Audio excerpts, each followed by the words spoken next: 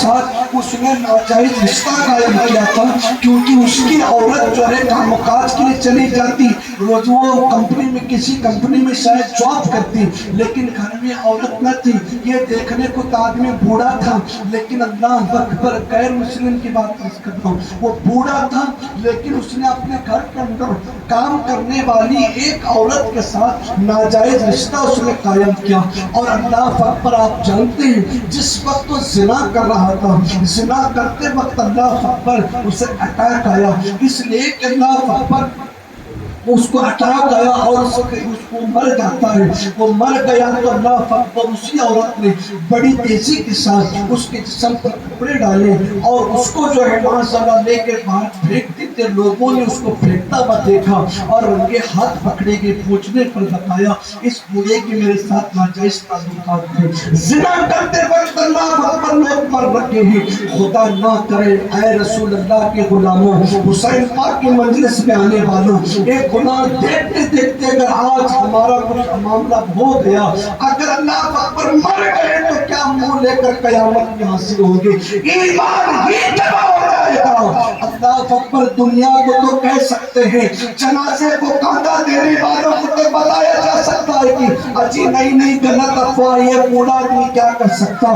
میرے نبی نے لعنت فرمائی ہے، کہا جو مرد ہو کر عورتوں سے مشابہ کرے اس پہ اللہ کی لعنت، اور جو بوڑھا ہو کر زنا کرے اس پر اللہ کی لعنت ہے۔ اللہ اکبر، اس لیے کہ بوڑھا کسی بھی مذہب کا ہو وہ پاک کے داخل ہوتا ہے، اسے اپنے سفید بال اور اپنی بزرگی کی قدر نہ رکھی ماشاءاللہ تو میرا لوگ سمجھتے 4-5 منٹ کا کام ہے، لیکن اتنا بڑا وبال ہو کر اللہ اکبر، لیکن وہ عاشقان رسول تھے، غلامان رسول تھے۔ اللہ اکبر، سیدنا خالد بن ولید نے جیسے بازار میں دائیں بائیں ننگی ننگی عورتوں کو دیکھا اپنا گھوڑا موڑ لیتے ہیں اور پلٹ کے کھڑے ہو جاتے ہیں اور سارے صحابہ کرام سے مخاطب ہو کے کہتے ہیں، او میرے آقا کے کلمہ پڑھنے والوں، اے دین کے پرچم کو سر بلند رکھنے والوں، آج ان دشمنان اسلام نے ہمارے ٹکڑے کر دینا تھا ہمیں تکلیف نہ ہوتی، لیکن آج انہوں نے ہمارے ایمان پہ وار کیا ہے، انہوں نے ہمارے ایمان پہ حملہ کیا ہے، انہوں نے آج ہمارے آنکھوں کے تقدس کو تباہ کرنے کی کوشش کی ہے۔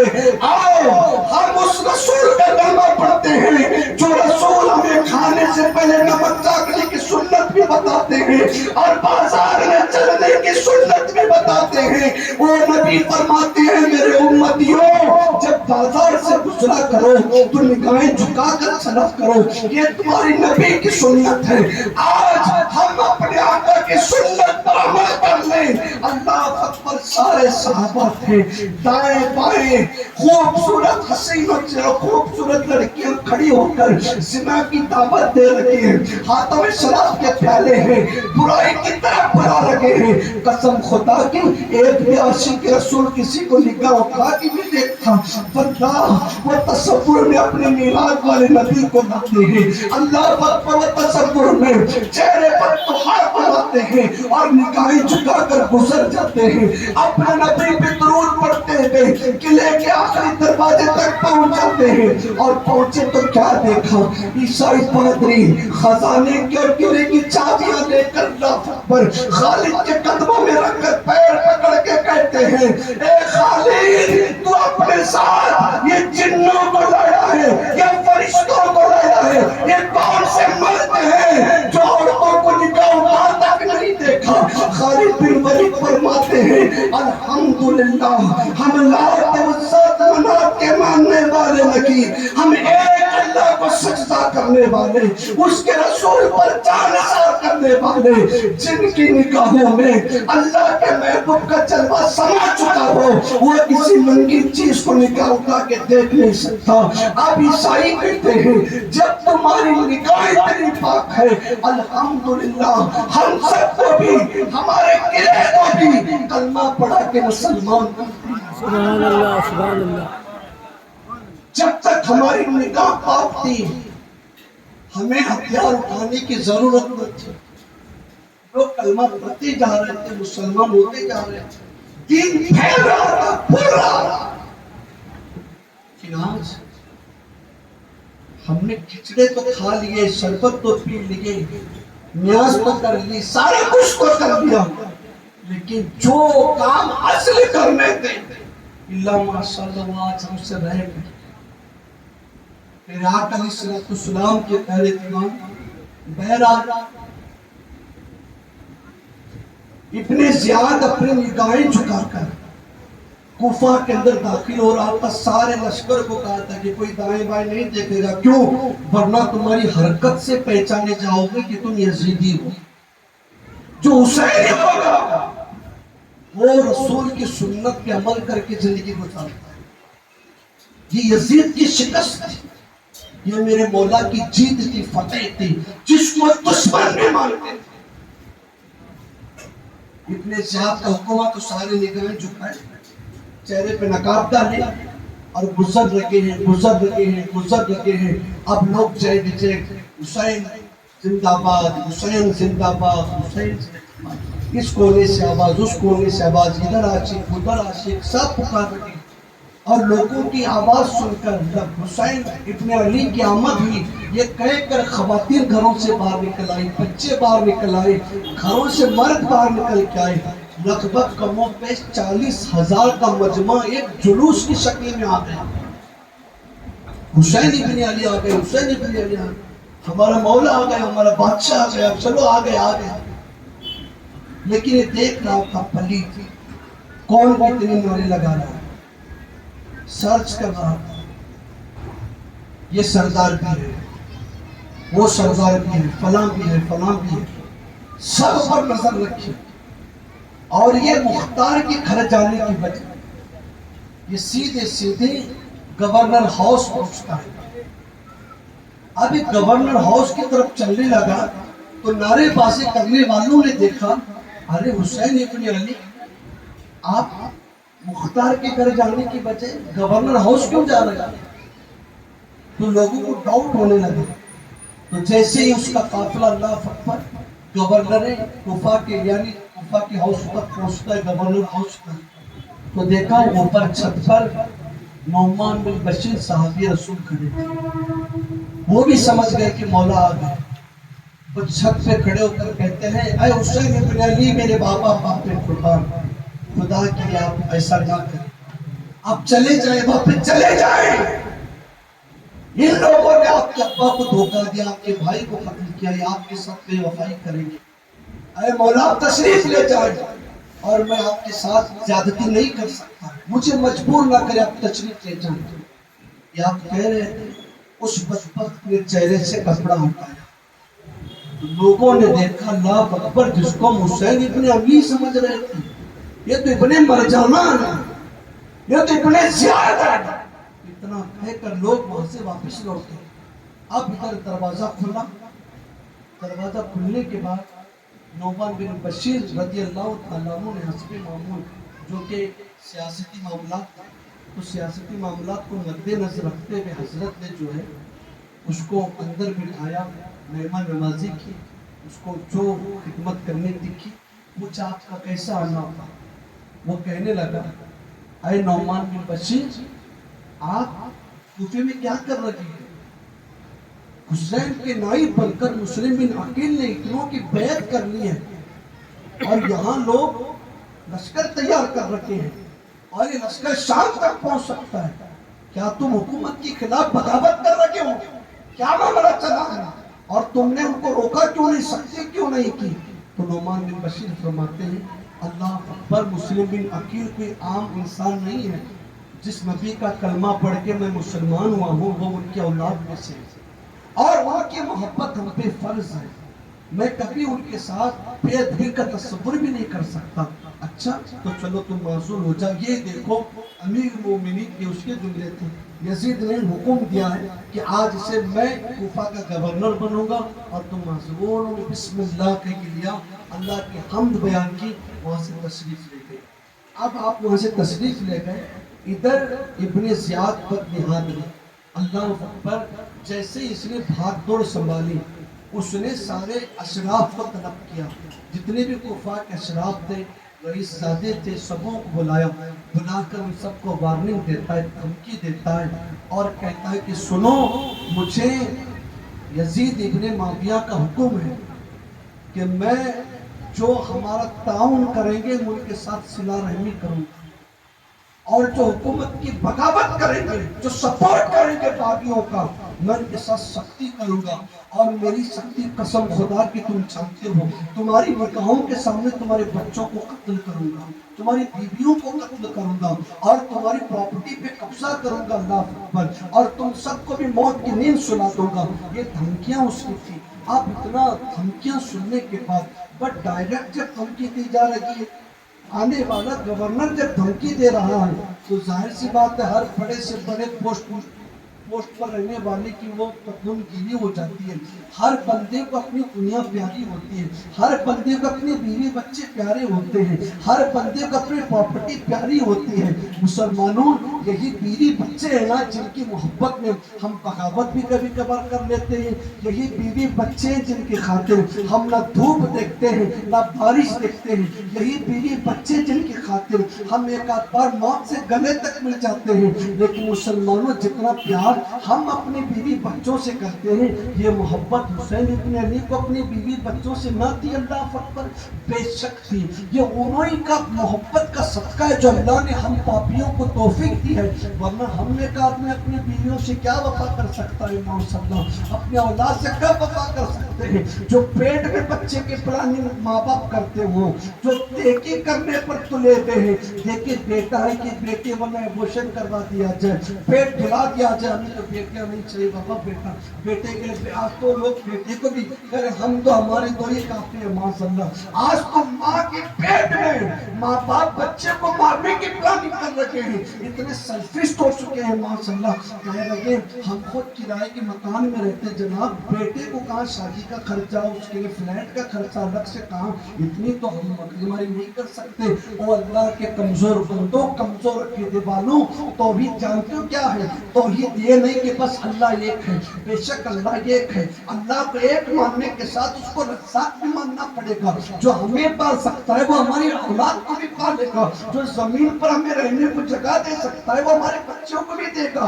एक बुजुर्ग का इंतकाल होने लगा, उनकी मौत के वक्त मुरीदीन सारे आके कदमों में बैठ गए, कहते हजरत आपका कोई मकान भी नहीं है और आप हमें इजाजत दे, हम कोई बड़ा सा बड़ा मकान आपको बना कर देंगे ताकि आपके बाद आपके बच्चे वहां पे सुकून से रह सके। आप खुद किराए के मकान में रहकर जिंदगी गुजार रखे हो और आपने अपने बच्चों के लिए एक मकान तक नहीं खरीदा। अल्लाह अकबर। आज हर बंदे की प्रॉब्लम ही यही है कि भाई मकान चाहिए, मकान चाहिए, मकान चाहिए।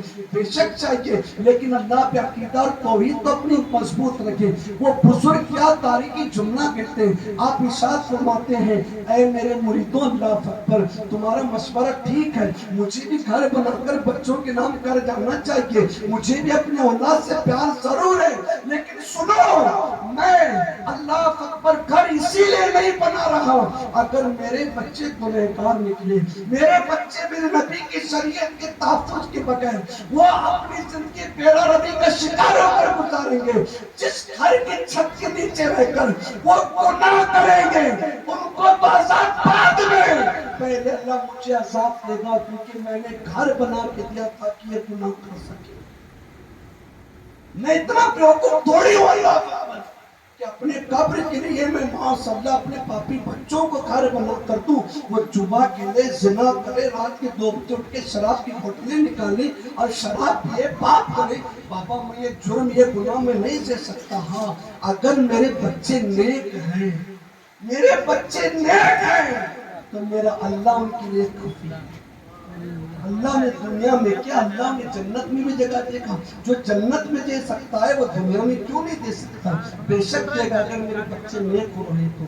लेकिन अब सबको बीवी बच्चे प्यारे हैं। अब उसी दुखते वक्त पर इब्ने ज़ियाद ने हाथ रखा और दबा कर कहा, तुम्हारे आंखों के सामने तुम्हारे बच्चों को कत्ल किया जाएगा। अगर ये तुम सब देखना चाहते हो तो जाओ शौक से बैत करें, مسلم بن عقیل کے پیر چومے، ہاتھ میں جو مرضی کرے، ابھی شام سے لشکر روانہ ہونے والا ہے، پھر تم سب کی خون کی ہولی کھیلی جائے گی۔ اب یہ دھمکی سننا تھا۔ ہر ایک بندہ اپنی بیوی بچوں کو تصور میں لایا اور کہتا ہے کہ بابا اللہ رسول اور شریعت دین کا معاملہ ہے، حسین جانے، مسلم بن عقیل جانے، اللہ اس کا رسول جانے، ہمیں تو اپنی بیوی بچوں کی بابا کی حالت اور ان کی حفاظت کرنی ہے، ہم سے کتنا کریں گے۔ یہ سوچ کر سارے لوگ وہاں سے نکل گئے، اور جو قبیلے کا سردار تھا، جو اپنے اپنے علاقے کا سردار تھا، وہ بندہ جو ہے اپنے ماتحت رہنے والوں کو جمع کرتا کہتا ہے کہ بہت تم نے نعرے تکبیر، نعرے رسالت لگایا، بہت حسین زندہ باد کہہ لیا، اب اگر تم اپنی بیویوں کو بیوہ بنانا چاہتے ہو، تمہارے بچوں کو یتیم دیکھنا چاہتے ہو، تو شوق سے جا کر اپنی شوق پوری کر لیں۔ اللہ اکبر جائیں حسین ابن علی اور مسلم بن عقیل کا ساتھ دے گا۔ کیوں ایسی باتیں سردار آپ کر رکھے ہیں، آپ ہی ہمارا بھروسہ تھے اور آپ ہی کے پیچھے ہم لوگ کھڑے تھے، آپ پیچھے ہٹ گئے تو ہم کہاں جائیں گے؟ بابا مجھے تو میری بیوی بچوں سے پیار ہے، میں اپنی زندگی یوں خامخواہ تباہ نہیں کرنا چاہتا۔ بہرحال وہ تھا، وہ اہل بیت تھے، ہم ان کی عزت کرتے، دل سے مانتے، لیکن فزیکلی طور پر ہم ان کی کوئی مدد نہیں کر سکتے۔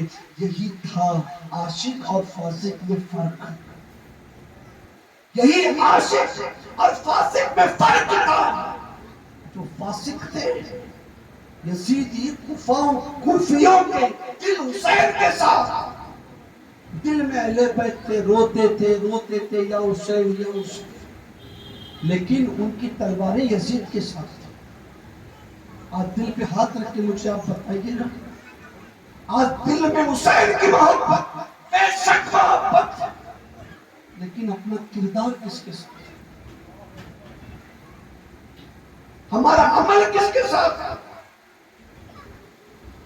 اگر واقعی دل میں حسین تھا تو جس کے دل میں حسین ہوتا ہے وہ فجر میں پڑا نہیں رہتا مسجد نماز چھوڑ کر۔ واقعی جس کے دل میں حسین کی محبت، وہ پوری رات جاگتا ہے، وہ سوتا نہیں، وہ جاگتا ہے، لیکن خوف خدا میں جاگتا ہے، آخرت کی یاد میں، اپنے اللہ کی رضا میں جاگتا ہے۔ کٹے کٹے بیٹھ کر پبجی کھیلتے ہوئے تھوڑی جاگتا ہے۔ آج روز گرمی کا بہانہ بتا کر کے کولڈ ڈرنکس شراب میں ملا کے پی رکھے ہیں، تھوڑی ٹھنڈک ملے جناب، دھوپ زیادہ ہے، دھوپ زیادہ ہے۔ اب جیسے اللہ بارش برسائے گا ٹھنڈ ہوگی تو کونے کونے ہوکے لے کر بیٹھیں گے لوگ مانسا۔ ننھے ننھے بچوں کے ہاتھوں میں سگریٹ دیکھ رہا ہوں، جن کی عمریں آج چاکلیٹ کھانے کی ہے، قلم پکڑنے کی ہے، وہ ننھے ننھے بچے، مجھے شرم آ رہی تھی۔ جس کرناٹک میں میں رہتا ہوں، اللہ کا لاکھ شکر ہے، ہر شہر اپنے کو بھیا پیارا ہوتا ہے، لیکن اپنے شہر کی ایک کوالٹی شاید وہ پہلے یہاں بھی ہوئی ہوگی۔ ہم بچپنے میں جب ہمارے گھر کے بھی بڑے بیڑیاں پیتے تھے تو چاروں نے دیکھ کر ہم سے کہا جاتا تھا کہ جاؤ دکان سے بیڑی لانا۔ میں خود اپنی بات کرتا ہوں، میں ایک بار گیا دکان میں، جا کر کہا، چچا کا دکان کہتے ہیں، چچا کا، اللہ ان کی مغفرت کرے، جا کر کہا چچا کا کیا ہے؟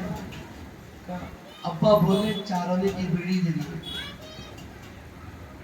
اس نے چارنے لیے، میرے سر پہ یوں مارا، کی رے اتنا بڑا ابا بیڑی لینے آیا، چل بھاگ یہاں سے، جا تیرے ابا کو بیچ، تیرے ہاتھ میں نہیں دوں گا بیڑی، چل پیسے بھی لے لیا اور ڈانٹ کے بھی بھیجا۔ میں گھر گیا، ابا نے پوچھا کیا بنایا بیڑی؟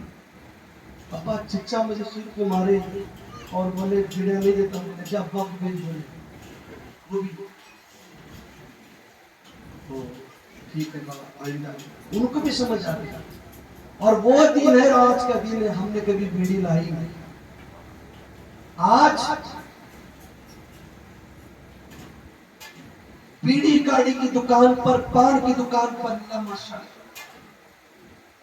غلام حسین نہیں بیٹھا کہ تجارت کرے، تجارت کے نام پر ایک ننھا سا بچہ کے سگریٹ مانگتا ہے تو بچے کی عمر بھی دیکھتا ہے، سوچتا ہوگا شاید اس کے باپ نے منگایا، وہ سگریٹ لے کر کہتا ہے کہ وہ انکل لائٹر کدھر ہے؟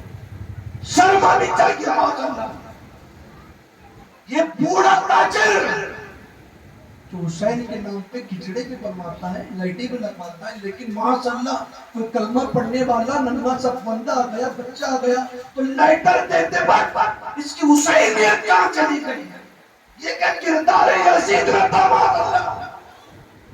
حسین نیکی کی دعوت دینے، گناہوں سے روکنے کربلا میں آئے، 10 دن کی محفل سجا کر ہم ان کا حق ادا نہیں کر سکتے۔ دعا کریں کہ اللہ سنی دعوت اسلامی کو سلامت رکھے۔ آج یہی مشن حسین لے کر تحریک آج دنیا کی کونے کونے گھر گھر دستک دے رہی ہے، ورنہ آج یہ دعوت ہم تک بھی نہ پہنچی ہوتی تو ہم بھی کسی کھوٹ پہ بیٹھے ہوتے حکا لے کر۔